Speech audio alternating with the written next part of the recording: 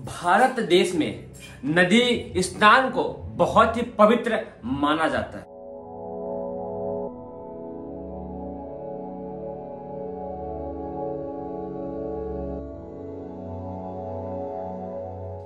आखिर क्यों? नदी स्नान से क्या फायदे हैं? आखिर नदी स्नान कब करें? नदी स्नान कौन कौन कर सकता है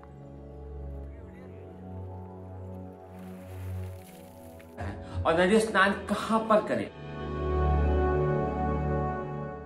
ऐसे बहुत सारे प्रश्न आज हमारे सामने खड़े हो जाते हैं। क्या केवल गंगा माता में ही स्नान करें या फिर कहीं भी कर सकते हैं? आखिर हमारे भारत देश में नदी स्नान में इतनी अधिक पवित्रता क्यों मानी गई? आज मैं इस विषय पर बात करने वाला हूं। आप किसी भी व्यक्ति को देखिए, छोटे से बच्चे को, बड़े को या बुजुर्गों को, या फिर छोटे से जीव जंतु को या फिर बड़े से जीव जंतु को, सबको बहुत अधिक मजा आता है गंगा स्नान में या फिर बहती हुई नदी की धार में स्नान करने में। आखिर क्यों?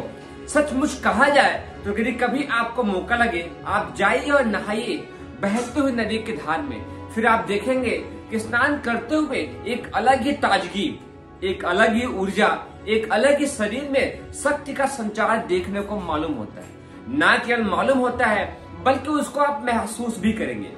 आज मैं सुबह पास की नदी में नहाने के लिए गया। वहां पर हमने यह देखने की कोशिश की, ध्यान लगाने की कोशिश की, आखिर क्या क्या हमें लाभ मिलता है। आप जब स्नान कर रहे होते हैं उस स्थिति में आपको महसूस होता है कि आपके शरीर में ताजगी और ऊर्जा का संचार हो रहा है। आज जहां हम में से अधिकांश लोग सुबह से शाम तक की दिनचर्या में हमेशा अपने पेट की समस्या को लेकर बैठे रहते हैं। पेट में कब्ज है, गैस है, एसिडिटी है, या फिर सर दर्द है, या कमर की दर्द है, या ऐसी कई तरह की वात रोग जैसी समस्याओं से ग्रसित रहते हैं। वो कैसे ठीक हो, उसके लिए बहुत ही शानदार उपाय है, यह है बहती हुई नदी की धार में स्नान करना। आप जब नदी में स्नान कर रहे होते हैं उस समय आपके शरीर में सूर्य की किरणें भी स्पर्श करती हैं। वह सूर्य की किरणें आपके शरीर में ऊर्जा का संचार करती हैं। जल का तो कार्य ही है सूर्य की किरणों को अपनी ओर खींचना, ऊर्जा को अपनी ओर खींचना।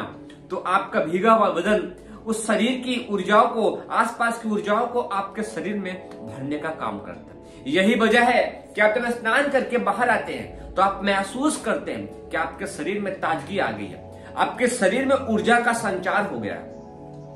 इतना ही नहीं, आपके शरीर में जो रोम छिद्र है उन सबको खोलने का बहुत ही शानदार काम करता है यह नदी का स्नान, तालाब का स्नान। इतना ही नहीं, हमारे अंतर मन को भी खुश करने का, प्रसन्न करने का बहुत ही शानदार काम करता है यह हमारा नदी का स्नान। यदि हम में से कुछ लोग ऐसे हैं जो ये सोचते हैं कि उनके पेट की समस्याएं बहुत ज्यादा है और वो हमेशा ही पेट की समस्या में उलझे रहते हैं, उनके लिए बहुत शानदार तरीका है वो नदी में स्नान करें। नदी के स्नान से आप महसूस करें, कभी आपको मौका लगे तो आप बैठ करके महसूस करेगा क्या हो रहा है। तो नदी की जो धाराएं आती हैं आपके शरीर के मांसपेशियों को हिलाती हैं, शरीर के ऑर्गन्स को अंदर से दबाव देती है, प्रेशर देती है, जिससे पूरे बॉडी के मसाज होती है। मतलब पूरे शरीर की बॉडी का मसाज भी हो रहा है। इतना ही नहीं, जो जल में वो प्राण वायु है, प्राण ऊर्जा है, वो आपके शरीर को चार्ज करने का भी काम कर रही है। इतना ही नहीं है, वहां पर स्नान करता हुआ आपके शरीर में आजकल आप देख रहे हैं जल चिकित्सा का महत्व कितना बढ़ रहा है। जल में स्नान करने से आपके शरीर में भी अधिकांश हिस्से में जल ही है। क्यों?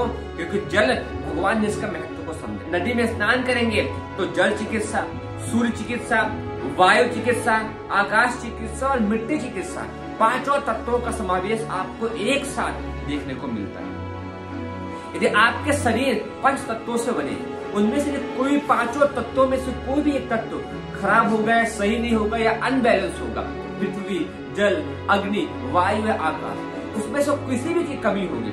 जब आप खुले आसमान के नीचे बहते हुए नदी की धार में स्नान कर रहे होते हैं तो उस स्थिति में क्या आपके पांचों तत्वों की पूर्ति हो जाती है? हाँ, सचमुच हो जाती है। यह एक ऐसी शानदार प्रक्रिया है यही वजह थी कि भारतीय ऋषि मुनि ब्रह्म मुहूर्त में जब वातावरण शांत होता है उस स्थिति में उगते हुए सूर्य का ध्यान करते हुए स्नान करते थे।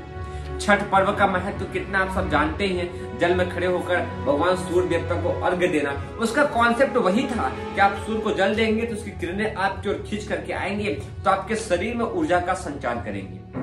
तो आपके आसपास जहां भी आपको देखने को मिले नदी, आप वहां पहुंचे। हो सकता है क्योंकि आज समय के हिसाब से लोगों ने ऐसे जगहों पर गंदगी करना स्टार्ट कर दिया, फूल, मंदिर, कचड़े, पन्नी जो भी पाते हैं वो फेंकना शुरू कर दिए हैं। तो हो सकता है गंदी हो, तो पहला काम तो ये है ऐसे पवित्र माँ गंगा के जल को, जो आसमान से अमृत वर्षा होते उस जल को संचित करने के लिए वहां पर आप साफ सफाई करिए। यह भी एक पुण्य के श्रेणी में ही आएगा। और फिजिकल एक्टिविटी करेंगे तो भूख बहुत अच्छी लगने वाली है, वो अलग से ही होगा। फिर आप जमा कर खा जाइएगा जो भी आपको मन करेगा, अच्छा पौष्टिक भोजन। दूसरी बात आती है फिर स्नान करने का अलग ही मजा आएगा। फिर आप उस जल में स्नान करिए।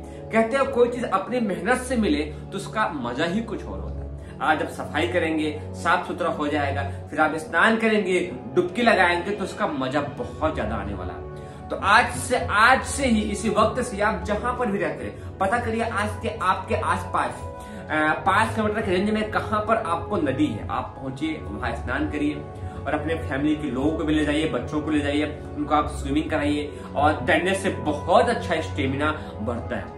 क्या क्या फायदे हैं? पहला फायदा, आपका अंतर मन बहुत प्रसन्न होता है। दूसरा, पंच तत्वों में जिस तत्व की भी कमी होगी उसकी पूर्ति हो जाएगी।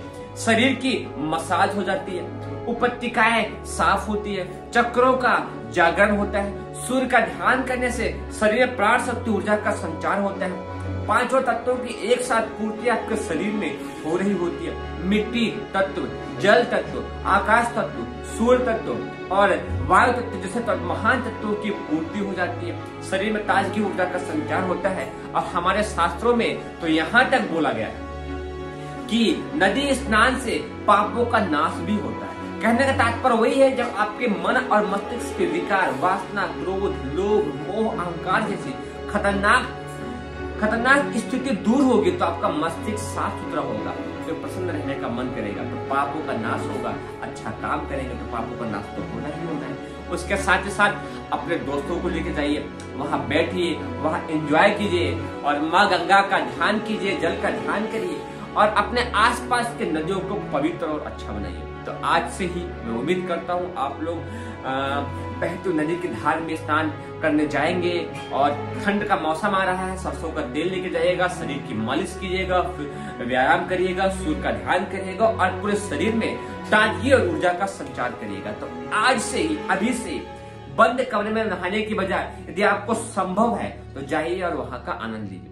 हो सकता है कुछ लोग बहाने दें, तो ना हो पाए तो सप्ताह में रविवार को या जिस दिन भी आपको वीकली ऑफ होता है या जो लोग बिजी रहते हैं, जब भी आपको मौका लगे तो वहां जाइए और स्नान करिए।